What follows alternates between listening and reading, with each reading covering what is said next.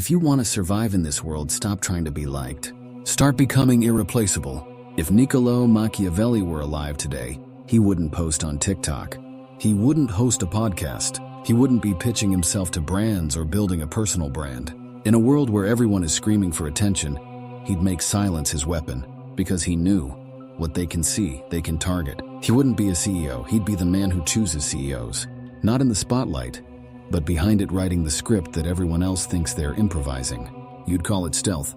He'd call it control. Today we are not chained by force. We are ruled by perception, by data, by how we are seen and how afraid we are of being forgotten. And if you don't know how to shape that perception, you're not playing the game, you're being played by it. This isn't about being evil.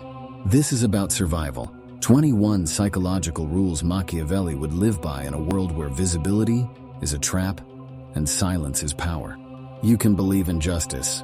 You can believe in truth. But the world doesn't reward truth. It rewards those who understand how truth is seen. If you've ever been overlooked, underestimated, or quietly discarded, this is the awakening you've been waiting for. Don't follow me because I sound interesting. Follow me because you're done being manipulated. If you're ready to see the world as it really is, start now. Say nothing. Just listen. Because in every game of power, the one who speaks less is the one you never see coming. Let them underestimate you. Let them forget your name. Let them talk over you in meetings. Let them smile with that look, the one that says, he's harmless, because that's when the door opens. When they stop watching you, you start watching them.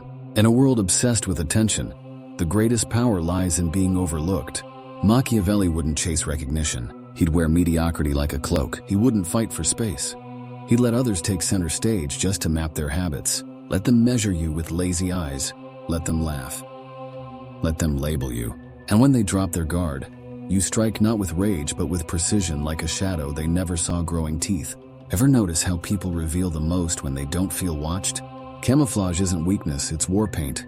In this game, the loudest one loses because power isn't loud. It listens. It collects. It waits. Machiavelli wrote, "The wise man does at once what the fool does finally. The fool rushes to be respected. The wise waits to be feared." So the next time you're ignored, don't correct them. The next time they interrupt, don't explain. The next time you're underestimated, don't flinch. Smile. Let them talk. Because silence isn't surrender, it's scaffolding. And when the time comes, you won't need to raise your voice.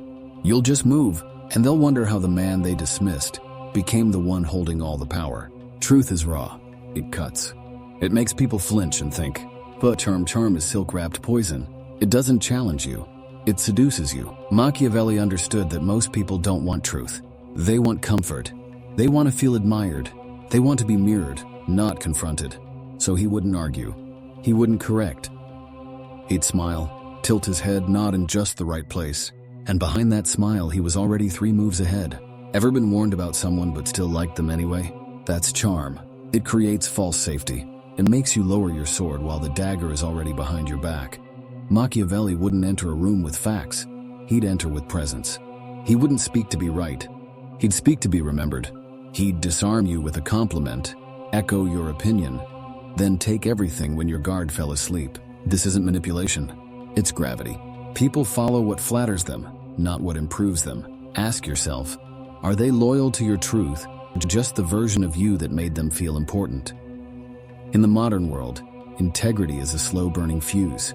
Perception is a spotlight, intoxicating and deadly. So stop begging to be understood. Stop proving your purity. Instead, become what they want to see while building what they'll never suspect. Charm isn't about being liked. It's about being let in. And once you're in, you don't need to knock again. Clarity comforts people. It tells them where they stand. And the moment they feel safe, they stop paying attention. But ambiguity makes them lean in. It makes them overthink. It turns a simple smile into a riddle. Machiavelli understood. Power doesn't come from being understood. It comes from being interpreted, from being watched like a storm that might turn violent. Ask yourself, what do they assume about you? Because you've been too consistent. You weren't born to be defined.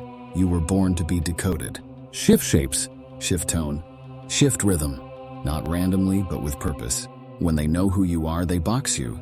They predict you, they build defenses. But when they don't know where you stand, they freeze. And frozen minds are easy to move. Machiavelli would be warm today, then cold tomorrow. He'd agree with your values, then vanish the moment you needed confirmation. Not because he lacked identity, but because he refused capture. Remember this: once they can name you, they think they own you. But if they can't label you, they can't strike you. They can't even aim.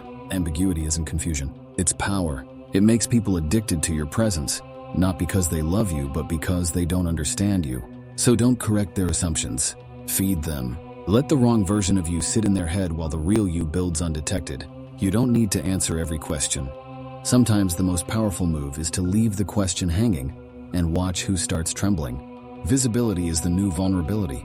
Everyone wants to show the grind, to broadcast every step, to prove they're building. But proof is exposure, and exposure invites sabotage. Machiavelli would never show his blueprint. He'd show a decoy. He wouldn't share his vision. He'd share a version of it, one designed to distract. Ask yourself, what are you revealing that they don't need to see? They track your rhythm, your posts, your routines, your updates. And once they trace your pattern, they start plotting against it. So shift the lens. Give them just enough movement to assume progress. A launch here, a quote there, an interview that says nothing, but feels like everything. Meanwhile, beneath the silence, you build the empire. Machiavelli once wrote that a prince must sometimes act against loyalty and morality if it means protecting the state not out of evil, but out of necessity. Translation: appear noble, move with silence, smile with softness, strike with precision. You don't have to lie. You just have to withhold. Control the frame but guard the film. Let them think you're behind. Let them sleep on your silence. And when your results arrive, they won't even know what path you took to get there, because that's the art of asymmetry.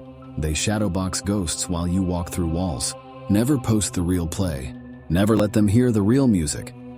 Only let them dance to echoes while you're writing the next movement in a locked room. Perfection doesn't fascinate. It satisfies, then it fades. What truly haunts people is the contradiction, the glitch in the image. The one moment that doesn't belong, but refuses to leave their memory. Machiavelli would craft a flawless exterior, polished, stoic, measured. He'd become everything they admire, confident, composed, unshakably calm, and then with surgical precision, he'd let it slip. Just once, a flash of something darker. A cold silence in the middle of praise, a comment too sharp to be accidental. Not enough to scare them, just enough to make them wonder. Ask yourself, have you ever shown them a crack just to see who steps closer? Because people don't chase perfection. They chase the unknown. They chase the shadow behind the light. You don't break your mask by accident. You fracture it like strategy, like thunder after silence. A reminder that there's more to you, and it's not all gentle. Machiavelli wrote, "A prince must appear virtuous but be ready to act contrary to virtue." The key word, appear. So give them the version they want, the hero, the mentor, the visionary. Then let one moment of chaos bleed through, a controlled burn, a flash of fire behind the smile. Because that fracture, if timed right, doesn't weaken your mask, it immortalizes it. You become a myth, a storm that pretended to be the sky. And they'll spend years trying to figure out which part of you was real. Words are doors, and the more you leave open, the easier it is for someone to walk in and rearrange your mind. Machiavelli didn't speak to be heard. He spoke to protect. He concealed the map behind the smile because every sentence reveals not just thought, but fear, doubt, desire. So he mastered the art of saying just enough. Silence as protection. The first layer is survival in a world that rewards overexposure. Restraint is rebellion. When you speak less, they fill in the gaps. They project, they assume, and most of the time they're wrong.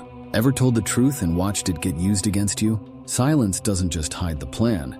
It protects the core of who you are from being dissected, dismissed, or distorted. Silence is control.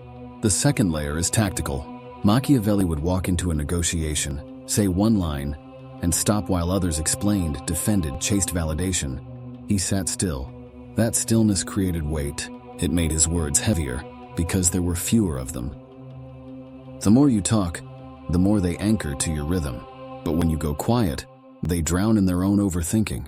True dominance isn't about interrupting. It's about letting them reveal more than they meant to.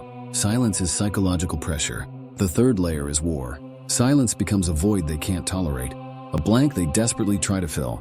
They wonder, is he angry? Does he know something? Why isn't he reacting? And in that spiral, they expose everything. Machiavelli wouldn't threaten, he'd pause, he'd watch. And in that pause, his enemies would self-destruct. Silence isn't passive, it's strategic restraint. It lets the room burn itself down while you stand still, untouched. Say less. Let the silence carry tension. Let it ask questions louder than words, because when you stop explaining, they start guessing. And in that guessing, they give away the very leverage you were too disciplined to speak. The most dangerous figure in any room isn't the one shouting across the table. It's the one smiling beside you, who never told you which side they're on. Machiavelli never picked sides. He painted himself into both. He wouldn't declare loyalty. He wouldn't threaten openly. He'd agree with your enemies and protect those he planned to remove. Why?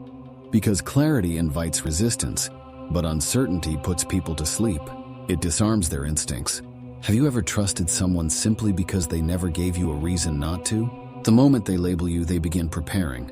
But if they can't define you, they can't defend against you. So you become the anomaly. Friendly but unreadable. Kind but not soft. Supportive but not devoted. You're the calm before the collapse. Machiavelli called it being both the fox and the lion. The fox senses traps. A lion scares wolves. But the real power is moving between them so swiftly that no one's sure which one you are until it's too late. You praise your rival's strategy. You raise your glass at their victories. You celebrate their rise until they confuse your smile with submission. Then, when the timing is precise, you act without warning, without a roar. Because power isn't in the kill, it's in making sure they never saw the blade. And when the dust settles, they don't even know who to blame. Because the one who whispers is never the one they suspect.